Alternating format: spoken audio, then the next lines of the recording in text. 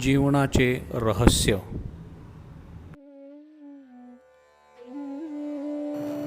पौराणिक काळातील ही गोष्ट आहे. एका गावामध्ये 3 साधू राहत होते. ते तिघेही गावामध्ये भटकंती करून भिक्षा मागत असत आणि मिळालेल्या भिक्षेतून आपला उदरनिर्वाह करत असत. एक दिवस गावातील एका महिलेने तिन्ही साधूंना आपल्या घराच्या बाहेर पाहिले. महिलेने त्यांना आपल्या घरी जेवण करण्याचा आग्रह केला. पण घरात प्रवेश करण्यापूर्वी एका साधूने तिला विचारले, आपले पती आता घरात आहेत का? पण महिलेने घरात एकटीच असल्याचे सांगितले. त्यामुळे साधूंनी सांगितले की जेव्हा आपले पती आणि मुलं घरी येतील तेव्हा आम्हाला आमंत्रित करा. असे सांगून तिघेही साधू तिथून निघून गेले. सायंकाळी पती आणि मुलगी आले तेव्हा महिलेने घडलेला सर्व प्रकार सांगितला. त्यामुळे तिच्या पतीने साधूंना जेवण घालण्यासाठी होकार दिला. दुसऱ्या दिवशी महिला तिन्ही साधूंना आमंत्रण देण्यासाठी आश्रमात गेली. पण ते तिघे एकत्र जेवण करण्यासाठी कोणाच्या घरी जाऊ शकत नसल्याचे साधूंनी महिलेला सांगितले. महिलेने त्यांना याचे कारण विचारले तर ते म्हणाले की आमचे नाव धन, यश आणि प्रेम आहे. त्यामुळे साधूंनी महिलेला सांगितले की आपल्या पतीला विचारून सांगा की आपण आमच्यापैकी कोणाला आपल्या घरी बोलावण्याची इच्छा आहे. महिलेने घरी येऊन आपल्या पतीला घडलेला प्रकार सांगितला. त्यावर महिलेचा पती म्हणाला की आपण धनाला आपल्या घरी जेवायला बोलूया. त्यामुळे आपल्या प्रत्येक कामात यश मिळेल.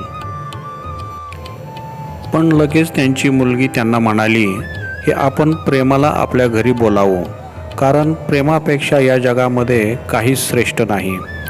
पती पत्नीला मुलीचे म्हणणे ऐकले आणि महिलेने आश्रमात जाऊन प्रेम नावाच्या साधूला जेवणासाठी आमंत्रित केले. प्रेम नावाचे साधू त्या महिलेसोबत निघाले असता इतर दोघे साधूही त्यांच्यासोबत येऊ लागले. त्यामुळे त्या महिलेने त्यांना विचारले की आपण तर म्हणाला होतात की आपल्यापैकी एकच जण आमच्या घरी जेवायला येईल, मग आता आपण तिघेही येण्याचे कारण समजेल का? यावर साधूने महिलेला सांगितले की आपण जर धन किंवा यशाला बोलावले असते तर दोघांपैकी एकच आपल्या घरी जेवायला आला असता. पण आपण प्रेमाला बोलवले आणि जिथे प्रेम असते तिथे धन आणि यश आपोआप येत असते. कथेचे तात्पर्य असे की आपण आयुष्यामध्ये सर्वात अधिक महत्त्व प्रेमाला दिले पाहिजे. ज्या घरामध्ये प्रेम असते तिथे सुख, शांती आणि संपन्नता सदैव राहते. घरात प्रेम असल्यामुळे व्यक्ती चांगले काम करून धन प्राप्त करू शकतो. नमस्कार मित्रांनो, आता तुम्ही कथा ऐकली, वाचली.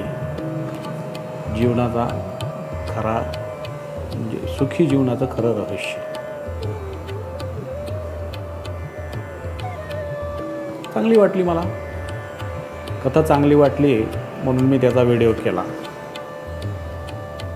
पूर्ण झाल्यानंतर त्याच्यामध्ये काही शेवटचे काही शब्द आहेत की जो प्रेम करतो त्याला धन, संपत्ती, ऐश्वर्य हे सगळं मिळतं. थोडीशी शंका माझ्या डोक्यामध्ये चुकचुकली. मित्रांनो, आजच्या युगामध्ये हे बरोबर आहे का? मला माहीत नाही, मला चॅलेंज नाही करायचं. पण जर समजा तुम्ही प्रेम निवडलं आणि सगळ्यांवर प्रेम करायला लागलात तर तुमच्याकडं ऐश्वर्य, धनसंपदा, संपत्ती येईल की नाही, तुमची जी काही शंका असेल तर ती कमेंट्समध्ये लिहा. कारण माझ्या डोक्यामध्ये शंका आहे, पण ती मी आता नाही सांगू शकत. तुम्हाला जर वाटलं की ह्याच्यामध्ये काहीतरी सध्याच्या काळामध्ये हे असं आहे, तसं आहे, हे योग्य आहे किंवा अयोग्य आहे, किंवा प्रेम निवडायला पाहिजे की धन निवडायला पाहिजे, तुमच्याकडं प्रेम, तुम्ही जर प्रेम देत असाल सगळ्यांना तर तुम्हाला त्याच्यापासून धन मिळू शकतं का, ऐश्वर्य मिळू शकतं का, सुख, संपत्ती, समृद्धी मिळू शकते का. आणि जर समजा तुमच्याकडं धन असेल तर तुम्ही प्रेम विकत घेऊ शकता का, तुम्ही सुख समृद्धी मिळू शकता का, समाधान मिळू शकता का. शंका आहे मला, म्हणून मी तुम्हाला विचारतो. प्लीज कमेंट्समध्ये सांगा. आणि हो, म्हणजे ही कथा जर चांगली वाटली किंवा त्याच्यापेक्षा मी जे बोललो ते तुम्हाला क्लिक झालं कुठं तर सबस्क्राईब करा आणि कमेंट्स करा.